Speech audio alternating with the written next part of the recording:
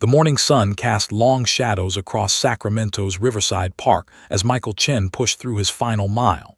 His breath came in steady rhythms, his running shoes striking the paved trail in a familiar cadence. October in California meant crisp mornings and golden leaves, the kind of weather that made early runs feel less like punishment and more like meditation. Michael had taken this same route for 3 years, knew every bend, every landmark. Which is why the small figure beneath the old oak tree immediately caught his attention. At first he thought it might be a discarded doll, but as he slowed his pace, his stomach dropped. It was a child, a tiny girl no more than 3 years old, sitting cross-legged in the grass. She wore pink pajamas covered in cartoon unicorns, completely inappropriate for being outside. Her dark curls were matted and tangled, her small face streaked with dirt and what might have been dried tears. In her lap she clutched a stuffed rabbit that had seen better days, one ear hanging by threads. "Hey there," Michael called out softly, stopping several feet away. He glanced around the park, searching for parents, for anyone who might belong to this child. The park was nearly empty at 6:30 in the morning, just an elderly man walking his dog in the distance and a woman doing Tai Chi by the pond. Neither seemed connected to the little girl. Michael pulled out his phone, his hands already dialing 911 as he approached carefully. "Sweetie, where's your mommy?" The child didn't respond. She didn't even look up. Her brown eyes remained fixed on some point in the distance, wide and unblinking, as if she were watching something only she could see. It was the kind of stare that made Michael's skin prickle, the look of someone who'd seen something no child should ever witness. 911, what's your emergency? "I'm at Riverside Park near the entrance off J Street. There's a little girl here, maybe 3 years old, all alone. She's wearing pajamas. I don't see any adults with her." Within 8 minutes, 2 patrol cars arrived, followed shortly by an ambulance. Officer Dennis Morrison approached the child with practiced gentleness, his 20 years on the force teaching him how to approach frightened kids. But this was different. The little girl didn't cry, didn't call out for her mother, didn't even acknowledge their presence. She just sat there, holding that rabbit, her small body rigid with tension. "Can you tell me your name, honey?" Officer Morrison asked, kneeling down to her eye level. "Nothing." He tried again, his voice warm and encouraging. "Are you hurt anywhere? Can you show me if something hurts?" The child's only response was to clutch the stuffed rabbit tighter, her knuckles turning white. Detective Sarah Mitchell arrived 20 minutes later, her coffee still steaming in a travel mug. At 42, she'd worked child services cases for a decade and thought she'd seen everything. But something about the call, a nonverbal toddler found alone at dawn, sent her instincts into overdrive. She approached the scene to find paramedics checking the child's vital signs while she sat motionless on a gurney, that same distant stare fixed on nothing. "What do we know?" Mitchell asked Morrison. "Next to nothing. Jogger found her around 6:30 sitting under that oak tree. No signs of physical injury, but she won't speak, won't even make eye contact, hasn't cried once." Morrison flipped through his notepad. No missing persons reports matching her description in the system. No abandoned vehicles in the parking lot. It's like she appeared out of thin air. Mitchell studied the child carefully. The pajamas were relatively clean, suggesting she hadn't been outside long. Her skin showed no bruises or cuts, no obvious signs of abuse. But the silence, that was deeply troubling. This wasn't typical shyness or stranger danger. This child had shut down completely. "Let's get her to Sacramento Children's Hospital," Mitchell decided. "Full medical workup, and I want a child psychologist present." At the hospital, nurses gently cleaned the little girl, changed her into fresh clothes, and conducted examinations. She cooperated passively, allowing herself to be moved and touched like a doll, but never speaking, never meeting anyone's eyes. Blood tests came back normal. No signs of sexual abuse. No broken bones or internal injuries. Physically, she was a healthy 3-year-old who should have been chattering away. Instead, she was locked in impenetrable silence. Dr. James Warren, the hospital's lead child psychologist, spent an hour with her in a play therapy room. He offered toys, books, crayons. She would occasionally pick up a crayon and make marks on paper, but they were aggressive scribbles, dark and chaotic. No stick figures, no houses or suns, just violent slashes of black and brown. "Detective Mitchell," Dr. Warren said later, his expression grave. "This child is experiencing selective mutism, almost certainly trauma-induced. Whatever she witnessed or experienced, her mind has essentially shut down verbal communication as a protective mechanism. She's terrified, and I'd venture to say she's terrified specifically of speaking." Can you tell how long she's been like this? Hours, days, it's hard to say, but the level of fear I'm seeing this is acute. Something happened recently, very recently. By afternoon, social services had placed the child in emergency foster care with Linda and Robert Henderson, a couple in their 50s who'd fostered over 30 children through the years. They'd been briefed on the situation: nonverbal, traumatized, identity unknown. The hospital staff had started calling her Emma because she needed a name, even if it wasn't hers. As Detective Mitchell watched Linda Henderson gently take the little girl's hand, leading her to their car with that worn rabbit tucked under her arm, she felt the familiar weight of a case that would haunt her. Somewhere out there, someone was missing this child. Somewhere, there were answers. But as Emma's small figure disappeared into the Henderson sedan, Mitchell couldn't shake the feeling that those answers would be darker than anyone imagined. The child knew something. She'd seen something. And until she felt safe enough to speak, a predator might still be out there. The detective returned to her unmarked car, opened a new case file on her laptop, and typed, "Jane Doe 47, unidentified female child approx. 3 years old, found Riverside Park, 10:15. Nonverbal. No missing persons match. Investigation ongoing." She added one more note. "Child appears to be protecting a secret. 3 weeks crawled by with the agonizing slowness of a nightmare." Detective Sarah Mitchell's desk had become a war room. Missing persons reports stacked in precarious towers. Facial recognition results printed and highlighted. Maps of California marked with red pins indicating possible origin points. Every lead turned into a dead end. Every hope dissolved into frustration. Emma, the name had stuck, though it felt wrong to Mitchell, like putting someone else's label on a child who already had a name somewhere, remained in the Hendersons' care. The foster parents called with updates every few days. The child ate mechanically, slept fitfully with nightmares that left her gasping silently in the dark, and still hadn't spoken a single word. Not even a whimper. Not even a cry. "It's the crying that bothers me most," Linda Henderson confided during one check-in visit. Mitchell sat in their comfortable living room, watching Emma through the patio doors as the child sat in the backyard, arranging pine cones in mysterious patterns. Children cry. It's what they do when they're scared or hurt or frustrated. But Emma? Nothing. It's like she's learned that making noise is dangerous. That observation hit Mitchell hard. She'd been thinking the same thing. This wasn't just selective mutism. This was a child who'd been taught, through something terrible, that silence meant survival. The investigation had expanded across California. Mitchell had distributed Emma's photo to every police department, every hospital, every school and daycare within a 200-mile radius. She'd appeared on local news segments, pleading for anyone who recognized the child to come forward. Tips poured in, dozens of them, but each one evaporated under scrutiny. A grandmother in Modesto was certain Emma was her neighbor's grandchild, until that grandchild showed up at school the next day. A grocery store clerk in Stockton recognized the pajamas, but not the face. A teacher in Davis thought she knew those eyes, but her student had moved to Oregon 6 months ago. DNA results came back with no matches in any database. Emma's fingerprints, tiny, perfect whorls, matched no existing records.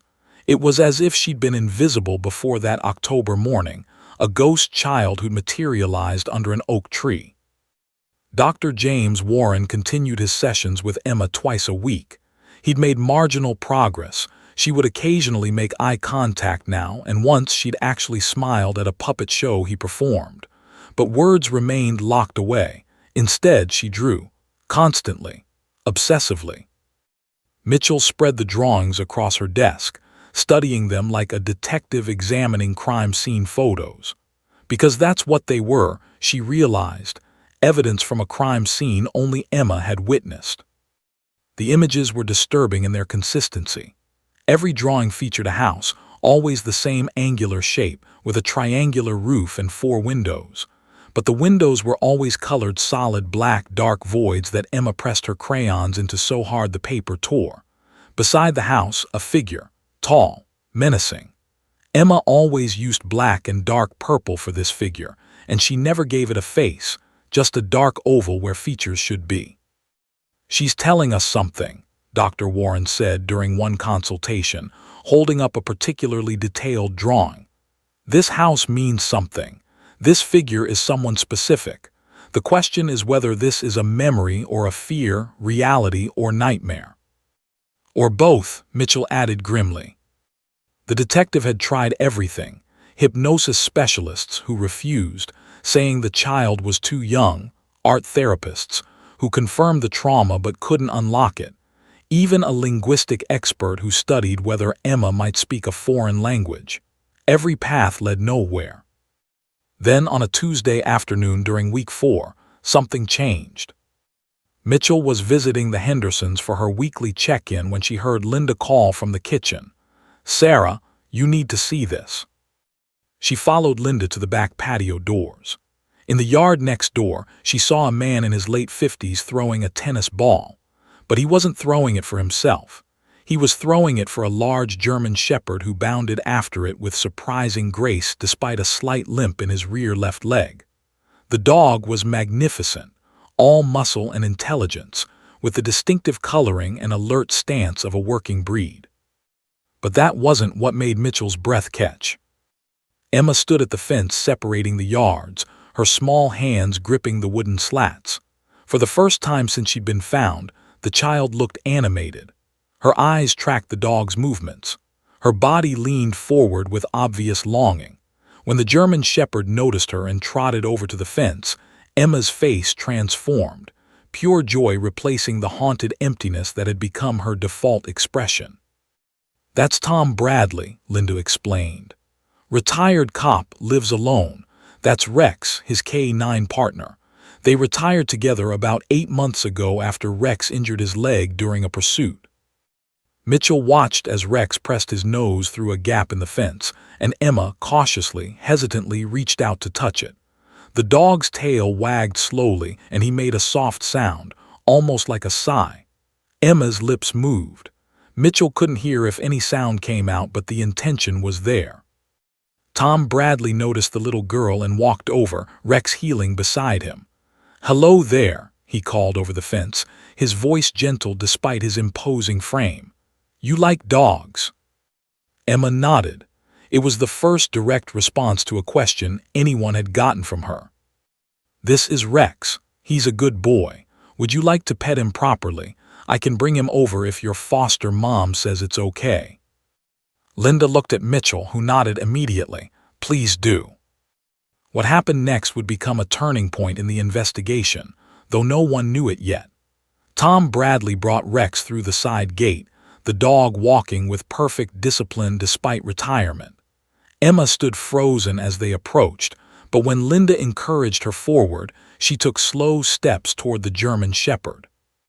Rex sat without command, his posture non-threatening, his dark eyes fixed on the child with an intensity that made Mitchell think of her own focus when interviewing witnesses.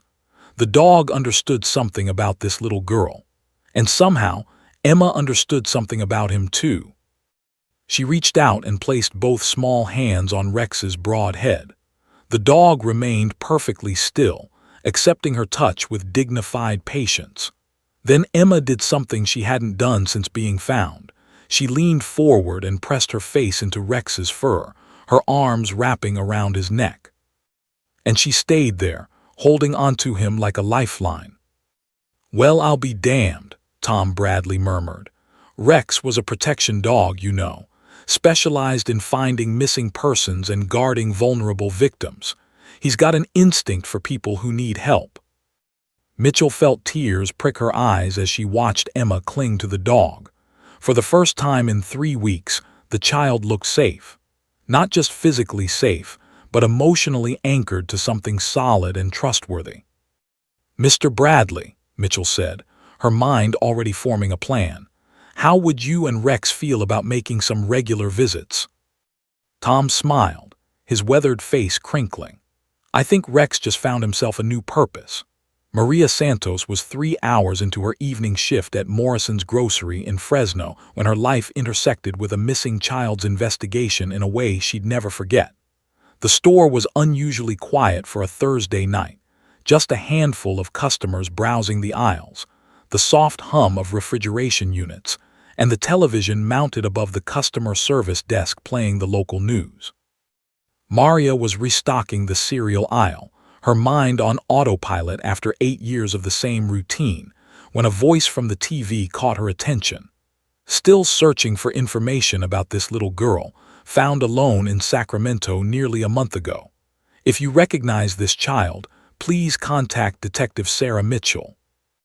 Maria turned toward the screen and her blood went cold. The child's face filled the display, those distinctive dark curls, those wide brown eyes, that same heartbreaking expression. She knew that face. She'd seen that exact child. The box of Cheerios slipped from her hands, hitting the floor with a hollow thud. "Oh my God," she whispered, her heart hammering. Her manager, Steve, looked over from the register. "Maria, you okay?" "That girl on the news, I've seen her." Her voice came out shaky, uncertain. "I've definitely seen her." Steve grabbed the phone. "You sure? When?" Maria's mind raced backward through countless faces, countless transactions. Then it clicked into place with crystalline clarity. 2 months ago, maybe late July, early August. A woman came through my line, late 20s, skinny, looked exhausted. She had that little girl with her. I remember because the woman kept looking over her shoulder like someone was watching her. Made me nervous. 20 minutes later, Maria sat in the store's back office, hands trembling as she held the phone. Detective Mitchell's voice on the other end was urgent but controlled. "Ms. Santos, I need you to tell me everything you remember, every detail, no matter how small." Maria closed her eyes, pulling the memory into focus. "It was a Wednesday evening. I remember because we have senior discount day on Wednesdays and it was winding down. This woman came through with maybe 20 items, basics, you know. Bread, peanut butter, applesauce, children's snacks, and diapers, I think. She paid cash, which stood out because most people use cards now." "Can you describe her?" "Late 20s, maybe 30. White, thin, too thin, like she wasn't eating enough. Brown hair pulled back in a messy ponytail. She had dark circles under her eyes, looked like she hadn't slept in days." Maria paused, the image sharpening. "But what I really remember was how scared she looked. She kept glancing at the entrance, checking behind her. And she held onto that little girl's hand so tight, like she was afraid someone would snatch her away." "Did she say anything, anything at all that might help?" "When I told her the total, she counted out exact change from her wallet. Her hands were shaking. And when I asked if she found everything okay, she just nodded and said, 'We need to go now, baby,' to the little girl. That's when I noticed the child wasn't talking, just standing there holding a stuffed rabbit. I thought maybe she was shy." Mitchell's pen scratched across paper. "Did you see what they were driving, where they went?" "No, I'm sorry. The parking lot faces away from my register, but—" Maria hesitated. "There was one more thing. When she was leaving, she looked back at me and I swear I saw tears in her eyes. She opened her mouth like she wanted to say something, then just shook her head and left." "Ms. Santos, you may have just broken this case wide open." 3 hours later, Detective Mitchell stood outside a modest apartment complex in Fresno's Southwest District. The address pulled from credit card records cross-referenced with the timeline Maria provided. The manager, a woman named Patricia Cole, had pulled the rental history. "Jennifer Parker, Unit 214, Patricia said, scrolling through her computer. Signed a lease 18 months ago. Single mother, worked as a medical records clerk at Valley Presbyterian. Always paid rent on time until, she frowned. Until she disappeared. Last payment was July 15th. After that, nothing. Her employer called me in August asking if I'd seen her. Haven't heard from her since. Mitchell's pulse quickened. I need access to that apartment. Already cleared it out last month when the lease officially ended. Had to. But I kept some of her stuff in storage. Photos, documents, things that seemed personal. Couldn't bring myself to trash it. The storage unit was a climate-controlled closet filled with the remnants of Jennifer Parker's life. Mitchell pulled on latex gloves and began sifting through boxes with the careful precision of an archaeologist. Birth certificates, medical records, report cards from Jennifer's own childhood. And then, a folder labeled Emma Louise Parker. Mitchell's hands trembled as she opened it. Birth certificate, Emma Louise Parker, born March 15, 3 years ago at Valley Presbyterian Hospital. Mother, Jennifer Ann Parker. Father, unknown. There were photos, dozens of them. Jennifer and Emma at the park. Emma's first birthday, chocolate cake smeared across her cherubic face. Mother and daughter on Halloween, Emma dressed as a butterfly. The progression of a normal, happy life. Until the photos changed. The later ones showed strain. Jennifer looked thinner, drawn. In several photos, she wore sunglasses indoors. In one, Emma sat on her mother's lap, and if you looked closely, you could see a fatting bruise on Jennifer's upper arm, barely covered by her sleeve. And tucked at the bottom of the box, a restraining order. Jennifer Parker versus David Michael Thornton Jr., filed January of this year. Mitchell read through the petition, her anger building with each line. Mr. Thornton has contacted me over 200 times via phone, text, and email despite my requests to stop. He appears at my workplace and home without invitation. He has made threatening statements including, if I can't have you, no one will, and that child should be mine. I am in fear for my safety and my daughter's safety. The restraining order had been granted. Thornton was ordered to stay 500 feet away from Jennifer and Emma. Mitchell immediately called her office. Run a full background check on David Michael Thornton Jr., last known address in Fresno. I want everything, criminal history, employment, vehicle registration, phone records, and get units to Jennifer Parker's last known apartment. This is now a missing persons case for both mother and child. The apartment at 214 told a story of terror. The door showed signs of forced entry, poorly repaired. Inside, children's toys lay scattered as if Emma had been playing when something interrupted her. In the bedroom, Mitchell found it, a small closet with the door slightly ajar.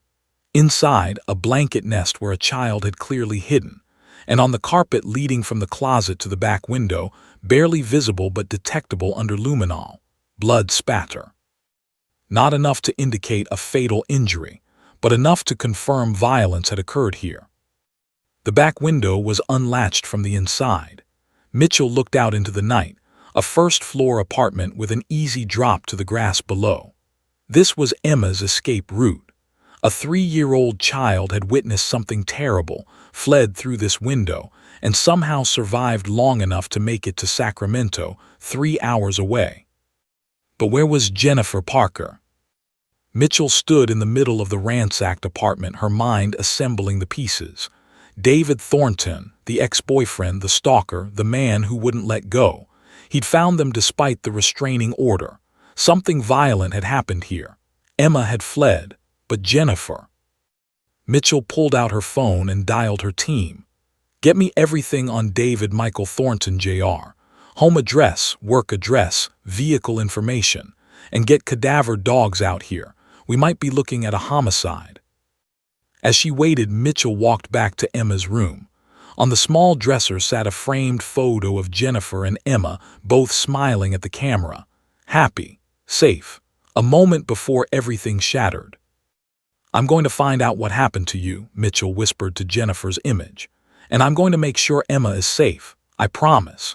San Joaquin County Courthouse hummed with the usual Thursday morning chaos, lawyers rushing between courtrooms, families clustered on benches waiting for their cases to be called, the rhythmic bang of judges' gavels echoing through marble halls. But in Courtroom 3C, the atmosphere was different, tense, expectant. Detective Sarah Mitchell sat in the second row, her jaw tight as she watched the man in the front row adjust his navy suit jacket for the third time. David Thornton cut an impressive figure, tall, well-groomed with salt and pepper hair styled perfectly, and an expression of carefully crafted concern. He looked like a man who belonged in boardrooms, not police interrogation rooms, which was exactly the problem. 6 weeks had passed since Emma was found. 6 weeks since Mitchell had discovered Jennifer Parker's abandoned apartment and the restraining order against Thornton. She'd been building a case against him, but it was circumstantial, suspicious, yes, but not enough for an arrest warrant. No body, no witnesses, just a missing woman and a traumatized child who wouldn't speak. Then, 3 days ago, Thornton's attorney had filed an emergency custody petition. The move was bold, audacious, and legally sound enough that Judge Catherine Reynolds had agreed to a hearing. Mitchell had warned everyone she could: the district attorney, Child Protective Services, the Hendersons. "This man is dangerous," she'd insisted. "The restraining order proves Jennifer was afraid of him. The timing of her disappearance is not coincidental." But the law required evidence, not instinct, and Thornton had come prepared. "All rise for the Honorable Judge Catherine Reynolds," the bailiff announced. Judge Reynolds was a woman in her early 60s, known for her no-nonsense approach and sharp intellect. She'd presided over family court for 20 years and had seen every manipulation tactic in the book. As she took her seat, her eyes swept the courtroom, lingering briefly on Emma, who sat between Linda Henderson and Officer Tom Bradley near the back, Rex lying quietly at her feet. "This is a hearing regarding the temporary custody of the minor child currently known as Emma Doe," Reynolds began, reviewing her notes. "Mr. Thornton, you filed a petition claiming parental rights. Please present your case." Thornton's attorney, Marcus Webb, expensive, polished, and ruthlessly efficient, stood smoothly. "Your Honor, my client, David Thornton, is the biological father of the child in question, whose legal name is Emma Louise Parker. He can provide documentation proving his paternity and his relationship with the child's mother, Jennifer Parker."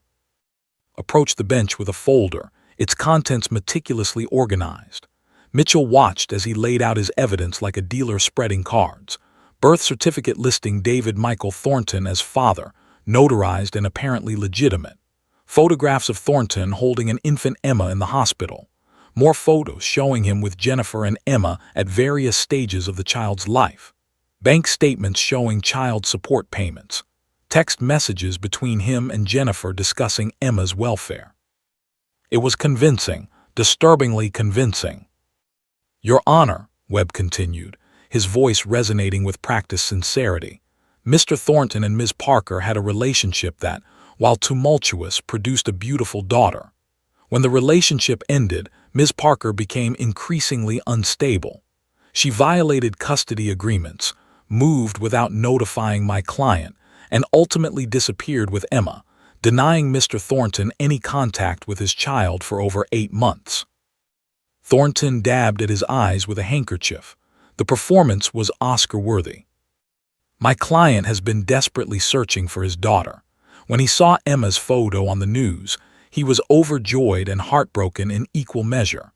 Overjoyed that she was safe, heartbroken at what she must have endured. He's here today to reclaim his parental rights and provide Emma with the stable, loving home she deserves." Mitchell's hands clenched into fists. Every word was a lie wrapped in truth, poison-coated in honey. She'd seen Thornton's real file, the sealed juvenile record her contacts had managed to access. Assault at 16. Stalking charges at 19 dropped when the victim moved away. A pattern of obsessive behavior with former girlfriends. He wasn't Emma's father, he was Jennifer's nightmare. But proving it was another matter. The district attorney, Rachel Kim, stood for the state's response. Your Honor, while Mr. Thornton's documentation appears legitimate on the surface, Detective Mitchell's investigation raises serious concerns about the authenticity of these materials and Mr. Thornton's true relationship with the missing mother. I've reviewed Detective Mitchell's report, Judge Reynolds said, her tone neutral. It's compelling but largely speculative. Do you have concrete evidence that Mr. Thornton's claims are false? Kim hesitated. Not conclusive evidence at this time, Your Honor. However, the restraining order was filed by Ms. Parker, who is not here to testify to its validity or explain the circumstances, Webb interjected smoothly. My client maintains that order was obtained under false pretenses during a bitter custody dispute. It's not uncommon for parents to weaponize the legal system against each other, Your Honor.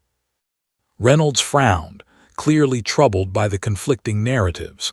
Has anyone attempted to communicate with the child about Mr. Thornton's claims? Emma remains nonverbal, Your Honor, Dr. James Warren spoke up from the gallery. Any attempt to force communication about traumatic events could cause further psychological harm.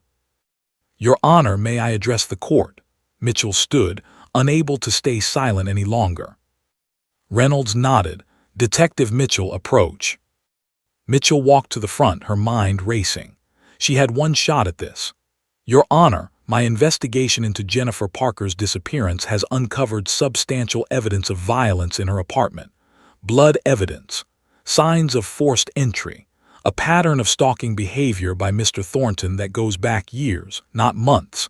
I believe Jennifer Parker is in grave danger, or worse, and that Mr. Thornton is directly responsible. Thornton's face remained impassive, but something flickered in his eyes. Anger, or was it satisfaction at how well his plan was working? These are serious accusations, Detective, Reynolds said. But without Ms. Parker's testimony or a body, they remain accusations. Do you have anything concrete that contradicts Mr. Thornton's documentation? Mitchell's mind spun. Then suddenly she thought of Emma's reaction to Rex, the trust, the breakthrough, the dog's instincts. Your Honor, I'd like to make an unusual request. I'm listening. Officer Tom Bradley is present with his retired K-9 partner Rex. The dog has formed a significant bond with Emma, the only meaningful connection she's made since being found. I'd like Rex present in the courtroom as a comfort animal during these proceedings. If we're to consider Mr. Thornton's petition, Emma should be as calm and supported as possible. Webb started to object, but Reynolds held up her hand. I've seen therapy animals used effectively in cases involving traumatized children. If it helps the child feel safe during this process, I'll allow it. Objection overruled. Mitchell felt a glimmer of hope. She didn't know exactly what would happen, but her instincts, the same instincts that had been screaming about Thornton from the beginning, told her that Rex might be the key to breaking through Thornton's carefully constructed lies. Because while humans could be fooled by forged documents and rehearsed tears, dogs operated on a different level. They sensed fear, they detected danger, and Rex, a K-9 trained to protect vulnerable people, had exceptional instincts. Officer Bradley, please bring Emma and Rex forward, Reynolds instructed. I'd like to see the child, assess her well-being, and determine what's in her best interest. As Tom Bradley stood, Rex immediately alert beside him, and Emma clutched his hand, Mitchell watched Thornton's face carefully.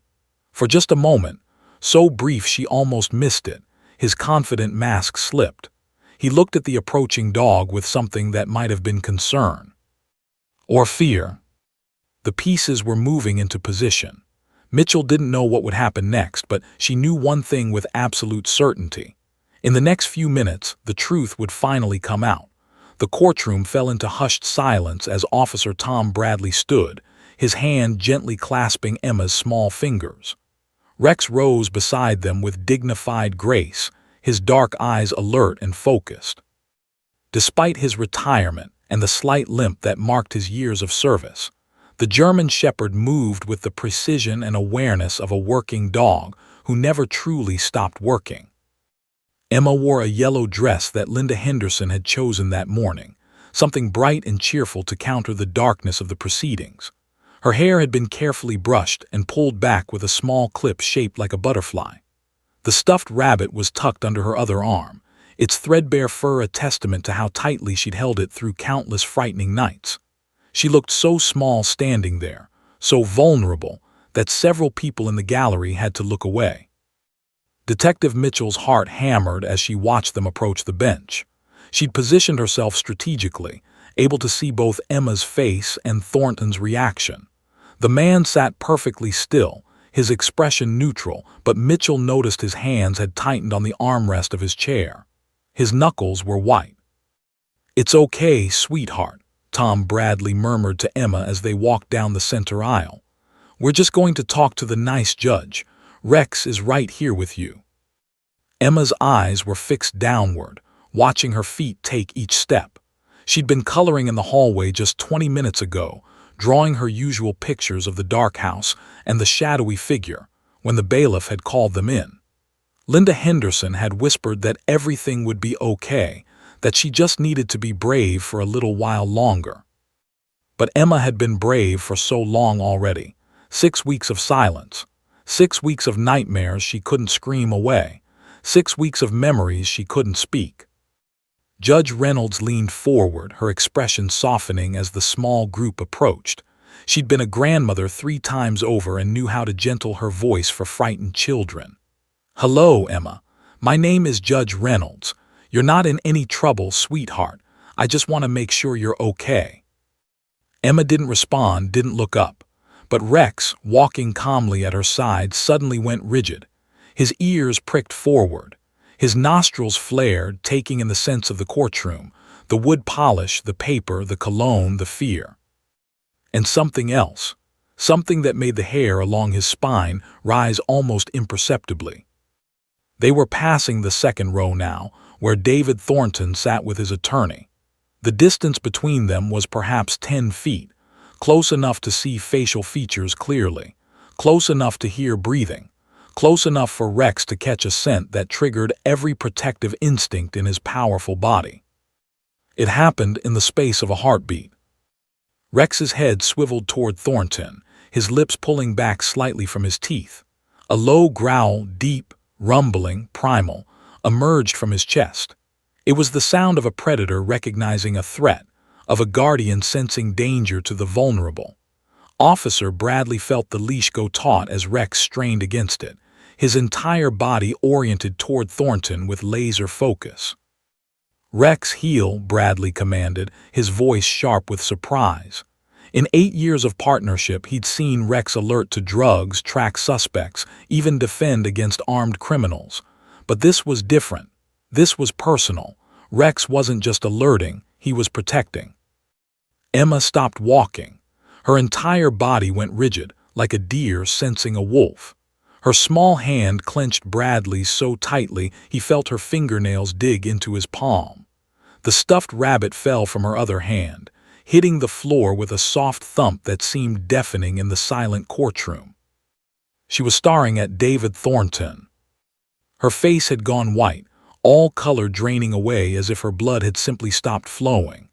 Her brown eyes, those eyes that had been distant and unfocused for weeks, were suddenly sharp, present, and filled with absolute terror. Her chest began heaving with rapid, panicked breaths. "Emma," Bradley knelt beside her, concerned. "Emma, what's wrong?" Thornton shifted in his seat, leaning forward slightly.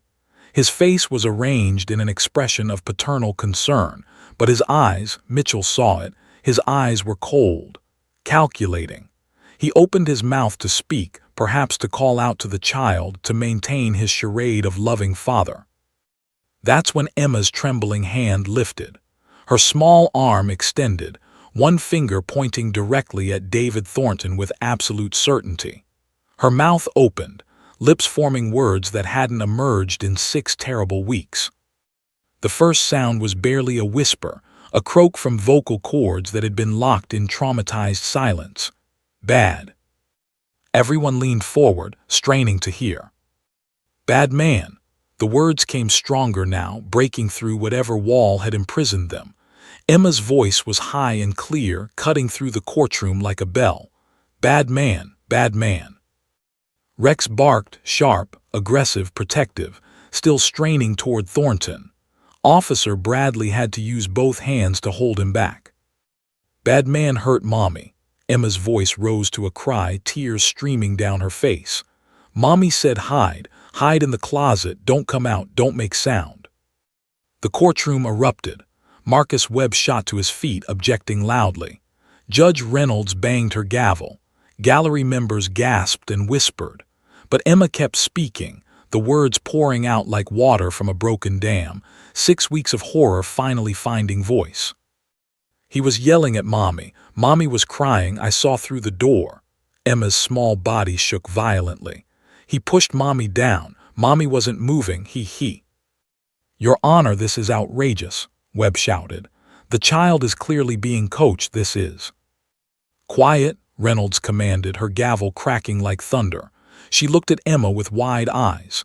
"Bailiff, keep everyone seated."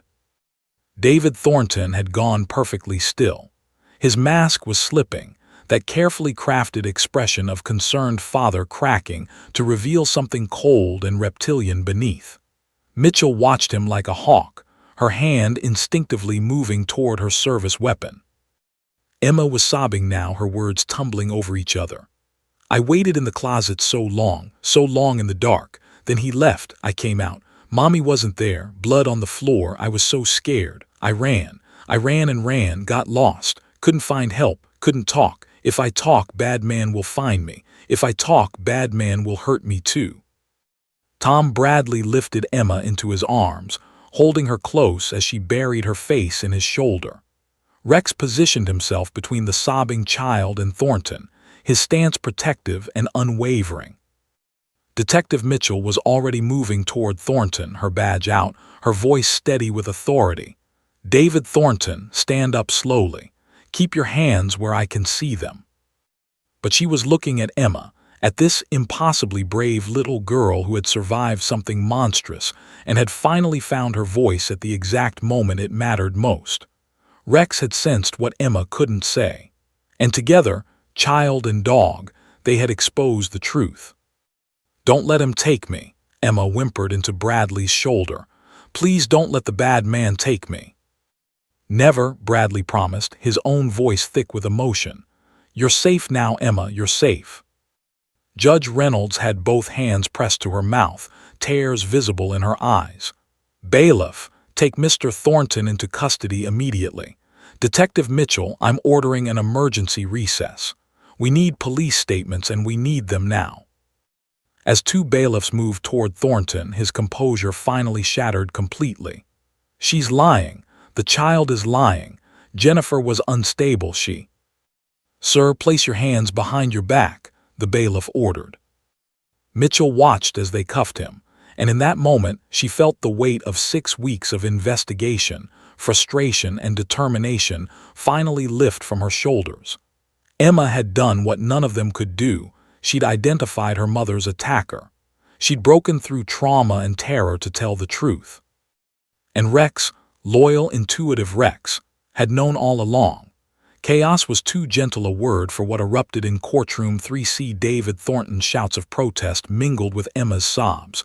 Rex's protective barking echoed off marble walls, and Judge Reynolds's gavel struck her bench repeatedly, demanding order that wouldn't come. Marcus Webb was on his feet, his expensive briefcase already being packed as he calculated his exit strategy from a case that had just become radioactive. In the gallery, spectators pulled out phones, some calling news stations, others recording video despite the bailiff's protests. Detective Sarah Mitchell moved with practiced efficiency through the pandemonium, her years of experience taking over. She approached the bailiffs restraining Thornton, her voice cutting through the noise. "I need him separated immediately. No phone calls until I've processed him. And get crime scene unit to his residence. I want search warrants executed within the hour." Thornton's mask had completely shattered. Gone was the bereaved father, the concerned ex-boyfriend seeking his child. In its place stood something raw and dangerous. "You have no idea what you're doing," he hissed at Mitchell as the bailiffs pulled him toward the side exit. "That woman was mine. She had no right to keep that child from me. No right to." "Keep talking," Mitchell said coldly. "Every word is being recorded." His eyes widened slightly as he realized his mistake, and he clamped his mouth shut. But the damage was done. He'd referred to Jennifer in past tense. That woman was mine. Not is. Was. Judge Reynolds had restored enough order to clear the courtroom of spectators. Only essential personnel remained: Mitchell, Officer Bradley still holding Emma, Rex, the court reporter, and 2 bailiffs. Linda Henderson rushed forward from where she'd been seated, wrapping her arms around Emma from behind, creating a protective circle around the traumatized child. "Get Dr. Warren here immediately," Reynolds ordered. "And I want a forensic interview specialist. This child needs proper support, but we also need her testimony documented correctly." She looked at Mitchell with steel in her eyes. "Detective, tell me you can make a case stick." "I'm going to make damn sure it does, Your Honor." Within 20 minutes, the courthouse had transformed into a command center. Mitchell's team arrived with laptops, files, and the grim determination of cops who knew they were racing against time. If Jennifer Parker was still alive, and that was looking increasingly unlikely, every second mattered. Dr. James Warren arrived and immediately went to Emma, who had calmed slightly but still clung to Officer Bradley like a lifeline. Rex hadn't moved from his protective position, his body a warm barrier between Emma and the rest of the world. "Emma," Dr. Warren said gently, sitting on the floor so he was at her eye level. "You were so brave, so incredibly brave. Can you tell me anything else about that night? Anything that might help us find your mommy?" Emma's voice was small but clearer now, as if speaking the truth had unlocked something fundamental. "Mommy was packing, stuffing clothes in bags. She said we had to leave, had to go far away where he couldn't find us anymore. But then he was there, at the door, banging, yelling her name." Mitchell recorded every word on her phone, with Emma's permission documented by Dr. Warren. This was evidence, critical, fragile, irreplaceable evidence. "Mommy told me to hide in the closet, said don't come out no matter what, don't make a sound, be a mouse." Emma's tears flowed freely now, but her voice stayed steady. "I heard her open the door, heard him yelling about how she couldn't leave him, how I was supposed to be his daughter, how he'd make us a family." "Did your mommy ever tell you this man's name?" Mitchell asked carefully. Emma shook her head. "She called him the bad man, said if he ever came near me I should run, hide, find help. She made me practice." The little girl's voice broke. "We practiced so many times." Jennifer Parker had been preparing her 3-year-old daughter for the possibility of an attack. The thought made Mitchell's blood boil. Meanwhile, in an interrogation room, Thornton sat across from Detective Alex Rodriguez, Mitchell's partner. Rodriguez was a master interrogator, patient, methodical, and utterly relentless. He spread the birth certificate and photographs on the table between them. "These are very good forgeries," Rodriguez said conversationally. "Professional quality, must have cost you a fortune." Thornton's jaw tightened, but he remained silent. His attorney, a public defender assigned after Webb abandoned ship, had advised him not to speak. "Here's what we know," Rodriguez continued, pulling out a file. "Your real name is David Michael Thornton, Jr. You have a sealed juvenile record for assault against a girlfriend who tried to break up with you when you were 16. At 19, you were charged with stalking a college classmate, but she dropped the charges and moved to another state. At 23, another restraining order, another woman too scared to press charges." He slid across a photo of Jennifer Parker. "Then you met Jennifer. She was different, wasn't she? Strong, independent, a mother protecting her child. She wouldn't let you control her. That must have driven you crazy." Thornton's eye twitched. The restraining order she filed was very detailed. 200 contacts after she told you to leave her alone, showing up at her work, her home, threatening her. If I can't have you, no one will. That's what you said, isn't it? Silence. Emma says you were at their apartment the night Jennifer disappeared. She says you hurt her mother. She says there was blood. Rodriguez leaned forward. Where's Jennifer Parker, David? I want to speak to my attorney, Thornton finally said, but his voice wavered. Back in the courthouse, Mitchell's phone buzzed. Her crime scene unit had executed the search warrant on Thornton's home, a small house on the outskirts of Fresno. The text message made her heart race. Found Parker's belongings. Purse, phone, wallet, jewelry. Also found shovel with soil residue and GPS unit. Pulling vehicle records now. She showed the message to Judge Reynolds. Your Honor, we have physical evidence linking Thornton to Jennifer Parker. I'm requesting permission to extract more detailed information from Emma about the location where Thornton might have taken her mother. Reynolds nodded grimly. Whatever you need, detective. That little girl is the only witness we have. Dr. Warren approached Emma again, this time with a gentle question that would break open the entire case. Emma, honey, after the bad man left that night, did you see anything? Did he take your mommy somewhere? Emma's eyes grew distant, remembering. I looked out the window, saw his truck, big, dark color. He was putting something in the back, something big wrapped in a blanket. Her voice dropped to a whisper. I think it was Mommy. She wasn't moving. Did you see which way he drove? Toward the hills, where we went camping once. Mommy said there were canyons there, deep, deep canyons where nobody goes.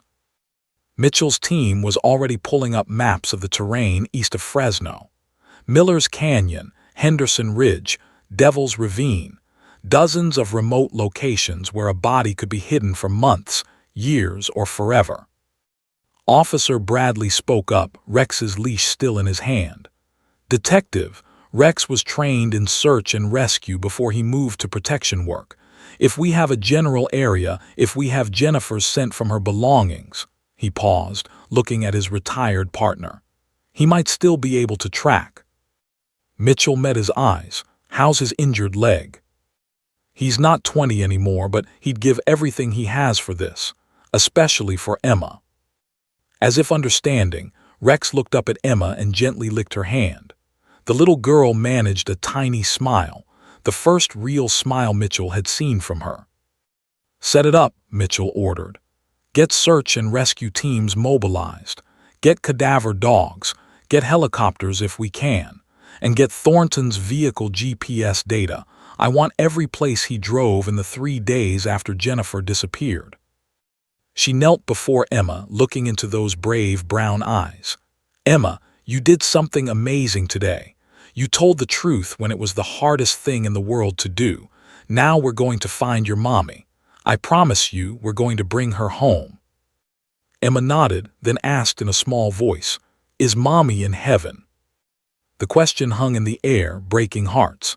Mitchell couldn't lie, but she couldn't crush this child's hope either. I don't know, sweetheart, she said honestly, but I'm going to find out. And no matter what, you're going to be safe. The bad man can never hurt you again. Dawn broke over Fresno County with a blood-red sky that seemed ominous to everyone assembled at the search command post. Detective Sarah Mitchell stood before a topographical map spread across the hood of her SUV, surrounded by search and rescue coordinators, K-9 handlers, and representatives from 3 different law enforcement agencies. The temperature was already climbing toward what promised to be a scorching day, but nobody complained. They all knew what they were looking for, and time was everything. Thornton's GPS data shows 4 trips to this general area in the 72 hours following Jennifer Parker's disappearance, Mitchell explained, circling a remote section of terrain east of Fresno with a red marker. Miller's Canyon, Henderson Ridge, and Devil's Ravine. Rough terrain, minimal road access, dozens of places to hide a body. Nobody flinched at her blunt words. This was the reality of the job. Officer Tom Bradley stood nearby with Rex, who wore his old K9 working vest for the first time in 8 months. The German shepherd seemed to understand the gravity of the situation, his demeanor focused and alert despite his age and injury. In Bradley's other hand, he held a sealed evidence bag containing Jennifer Parker's pillowcase, recovered from Thornton's house, a trophy he'd kept, now transformed into evidence that might save a life or recover a body. Rex can cover the ravine areas, Bradley offered. His tracking skills are still sharp and he's got motivation. He gestured to where Linda Henderson sat in a parked car with Emma, visible in the distance. The little girl had insisted on coming, though she'd stay at the safe perimeter. He knows who he's searching for. He's seen Emma's drawings, smelled her fear. He wants this closure as much as we do. Mitchell nodded. Then let's move. We've got 3 teams covering 3 sectors. Cadaver dogs on the outer perimeter, live search in the primary zone. Helicopter support is en route. Radio check every 15 minutes. Nobody goes anywhere alone. As teams deployed, Mitchell's phone buzzed. Detective Rodriguez calling from the station. He's breaking. Thornton's starting to talk. Mitchell stepped away from the noise. What's he saying? Started with justifications. Jennifer deserved what she got for keeping Emma from him. Then he admitted he was at her apartment that night. Said they argued, he lost control. She fell and hit her head. Rodriguez's voice was tight with controlled anger. He claimed she was unconscious but alive when he drove her to the canyon. Said he thought she was dead, panicked, pushed her over the edge into Devil's Ravine, left her there. Does he understand he just confessed to attempted murder? His attorney is having a meltdown, but yeah, he knows. I think on some level he wants credit for it, wants Jennifer to know he won. Rodriguez paused. Sarah, Devil's Ravine is a 100-foot drop onto rocks. Nobody survives that. Send me the exact coordinates he gave you. We'll search it anyway. Mitchell returned to the map, her stomach churning. Devil's Ravine was the most treacherous of the 3 locations, a narrow gorge carved by centuries of erosion, with steep walls and a rocky bottom that held only the occasional trickle of water.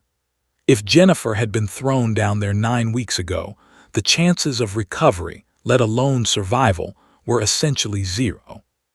But they had to try, for Emma, for justice. The search team reached Devil's Ravine by mid-morning, the sun beating down mercilessly. The ravine cut through the landscape like a wound, its edges crumbling and unstable. Mitchell stood at the rim, looking down into the shadowed depths, and felt her hope dying. There's no way, one of the search coordinators said quietly. That's a killing drop. Officer Bradley approached the edge with Rex, letting the dog sniff Jennifer's pillowcase again. Seek, he commanded, using the old search terminology. Seek Rex. The German shepherd's nose went to work, pulling in scents carried on the hot wind. He moved along the rim, then stopped suddenly, looking down into the ravine. A low whine emerged from his throat, not the aggressive warning from the courthouse, but something different. Urgent. Insistent. He's alerting, Bradley said, surprised. He's got something. Could be residual scent, the coordinator suggested, if Thornton threw her from this spot. Rex barked, sharp, demanding. Then he did something that made everyone freeze. He barked in a specific pattern. 3 short barks, pause, 3 more. It was the alert sequence for live find, not cadaver. That's impossible, someone muttered. But Mitchell was already calling for the rappelling team. Get ropes down there, now, if there's even a 1% chance. Detective, with respect, it's been 9 weeks. The temperature, the exposure, the fall itself. I said now. Mitchell's voice cracked like a whip. She met Bradley's eyes, saw the same desperate hope reflected there. 20 minutes later, 2 search and rescue technicians were being lowered into the ravine, cameras mounted on their helmets streaming footage to monitors at the rim. The descent seemed to take forever, ropes creaking, rock faces crumbling.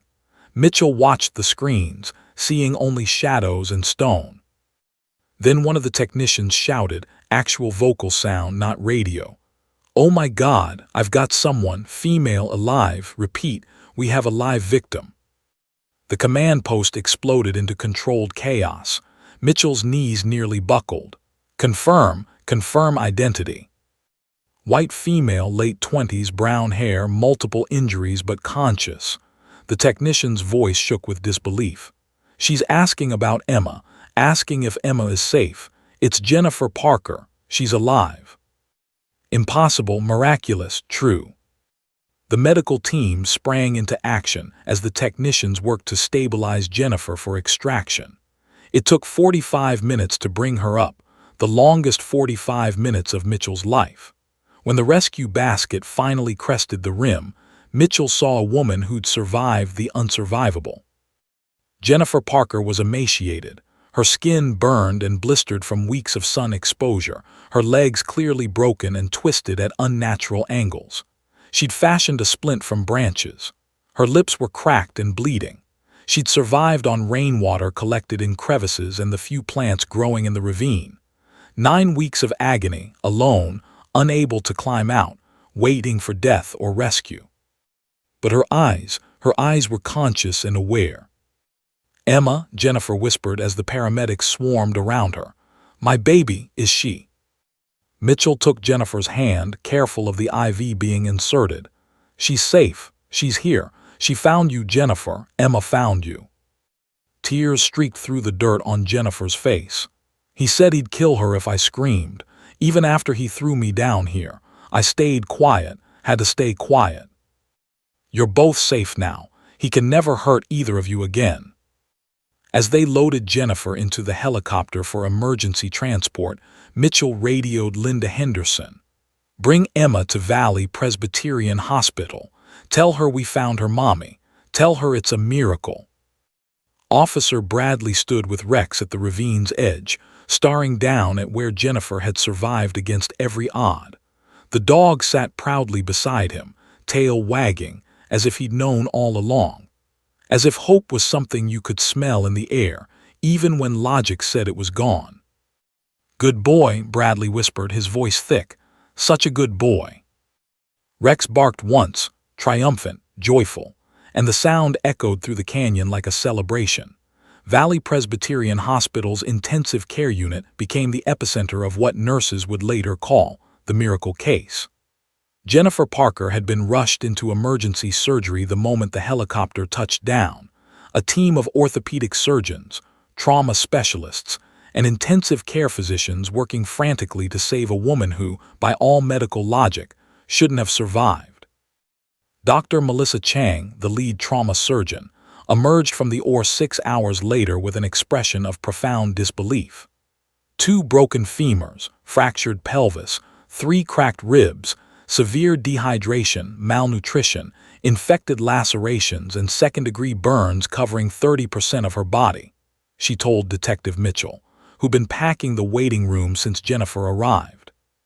She survived 63 days at the bottom of a ravine with injuries that would have killed most people in 63 hours. "I've been practicing medicine for 20 years, and I've never seen anything like it." "Will she make a full recovery?" Mitchell asked. "It'll take months of physical therapy, multiple follow-up surgeries, and significant psychological support. But yes, barring complications, she should recover fully." Dr. Chang paused, her professional composure cracking slightly. She kept asking about her daughter. Even in the ambulance, barely conscious, she kept whispering Emma's name. That's what kept her alive down there. Pure maternal will. Linda Henderson had brought Emma to the hospital wrapped in a soft blanket, Rex walking steadily beside them. The little girl had been silent during the drive, processing what "mommy's alive" actually meant after 9 weeks of not knowing. Officer Tom Bradley accompanied them, his presence a source of comfort and stability. When Dr. Chang finally said Emma could see her mother for just 5 minutes, with Jennifer heavily sedated and bandaged, Emma's small hand clutched Linda's with desperate strength. "What if she doesn't remember me?" she whispered. "Sweetheart, your mommy never forgot you for a single second," Linda assured her. "Not for one heartbeat." The reunion was witnessed by only essential personnel, but the moment would be described in newspapers, featured on television, and remembered by everyone present as one of the most emotionally overwhelming experiences of their careers. Mitchell stood back, giving them space, but her eyes filled with tears as Emma approached her mother's bedside.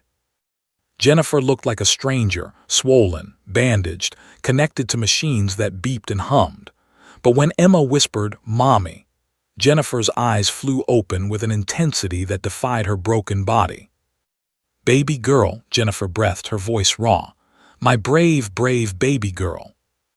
Emma climbed carefully onto the hospital bed, with a nurse's help, and pressed her face into her mother's shoulder, the way she'd done 1,000 times before their world shattered.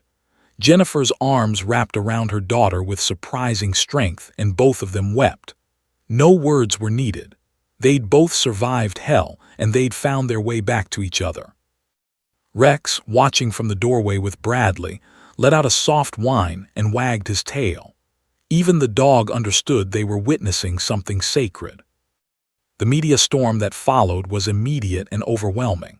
"Miracle Mother Survives Devil's Ravine," screamed one headline. "3-year-old's testimony leads to dramatic rescue," proclaimed another.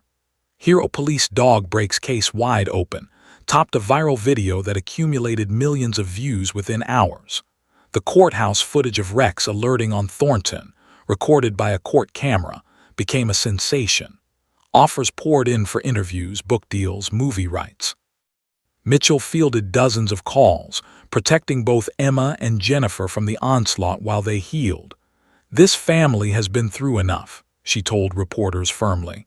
"They deserve privacy and peace."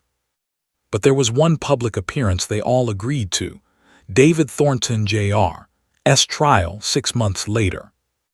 The courtroom was packed with spectators, journalists, and victim advocates. Thornton sat at the defense table looking diminished, his expensive suits and confident demeanor long gone. He'd been charged with attempted murder, kidnapping, assault, stalking, fraud, and a litany of other crimes. His attorney had tried for a plea deal, but the district attorney, backed by overwhelming evidence and public pressure, refused.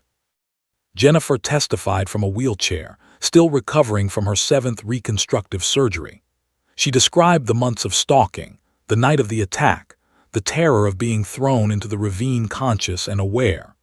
She described 9 weeks of survival, drinking rainwater, eating insects and vegetation, fashioning splints from branches, calling for help until her voice gave out, then staying silent when she realized no one could hear.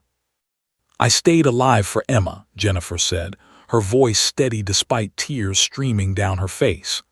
"Every morning when I woke up still breathing, I told myself my daughter needed me. I couldn't let him win. I couldn't let him take her mother away." Then Emma testified via closed-circuit television from another room, a technique used to protect child witnesses. She was calm now, articulate, her selective mutism fully resolved through months of therapy. Rex lay beside her chair, his presence giving her courage. "The bad man hurt my mommy," Emma said clearly into the camera. "He hurt her bad, but my mommy is strong, and Rex helped find her. Rex is a hero." At the prosecution's request, and with the judge's approval, Rex was brought into the courtroom during closing arguments. Officer Bradley walked him past Thornton's table, and even months later, Rex's reaction was immediate. Ears back, low growl, protective stance. The jury watched the dog's visceral response to the defendant, and several members nodded with grim understanding. The verdict came after 4 hours of deliberation: guilty on all counts. Sentencing was scheduled for 2 weeks later, and Judge Reynolds, who'd presided over the custody hearing that started everything, delivered a sentence that sent a message: 35 years in prison with no possibility of parole for 25. "Mr. Thornton," Reynolds said, her voice cold as winter, "you attempted to murder a woman for the crime of leaving you. You terrorized a child. You showed no remorse, no humanity, no recognition of the suffering you caused. The only reason you're not being sentenced for murder is because your victim refused to die. Her strength, her daughter's courage, and yes, a dog's instinct exposed your crimes. You will spend the next decades contemplating what you've lost. Court is adjourned." 3 months after the trial, a ceremony was held at Sacramento City Hall. Mayor Richard Patterson presented Rex with the Civilian Medal of Valor, the first time the award had ever been given to a K-9. Rex sat proudly in his dress uniform harness, his graying muzzle held high, as the crowd of several hundred people applauded. Emma stood beside him in a new blue dress, holding the medal before it was placed around Rex's neck. "This is Rex," she told the crowd in her clear, confident voice. "He saved my mommy. He helped me be brave. He's the bestest dog in the whole world." The crowd roared its approval. Jennifer, still using a cane but walking now, stood with one hand on her daughter's shoulder, tears of gratitude streaming down her face. Officer Bradley stepped forward to accept the award on Rex's behalf. "Rex served 8 years protecting this community," he said, his voice carrying across the plaza. "But his greatest achievement came after retirement, when he helped save 2 lives and bring a predator to justice. He reminds us that heroes come in many forms, sometimes on 4 legs, always with big hearts." Rex barked once, as if in agreement, and the crowd laughed through their tears. Afterward, as the ceremony concluded and people dispersed, Mitchell found Jennifer and Emma sitting on a bench with Rex between them. The dog's head rested on Emma's lap while the little girl stroked his ears. "What's next for you two?" Mitchell asked, settling beside them. "We're moving to Portland," Jennifer said. "Fresh start, new city, away from the memories. I've got a job lined up and Emma's enrolled in a wonderful preschool. And," she smiled down at Rex, "we're adopting this guy. Tom agreed, said Rex chose us, and who was he to argue with a hero?" "Rex is coming with us." Emma's face lit up like sunrise. "Forever."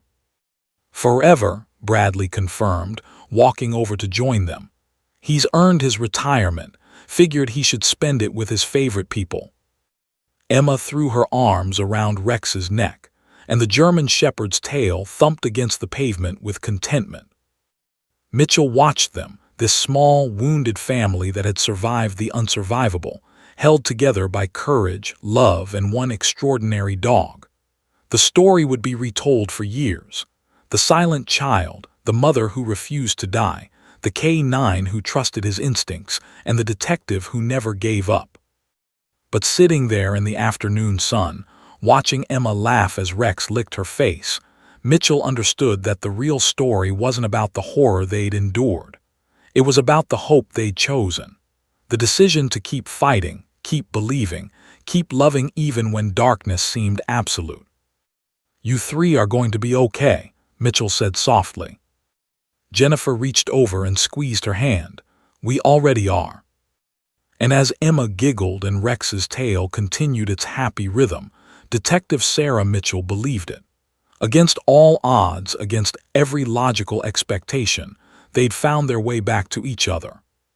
Sometimes miracles do happen. Sometimes the broken pieces fit back together stronger than before. And sometimes the hero you need most comes with 4 legs and a heart bigger than fear itself. The end.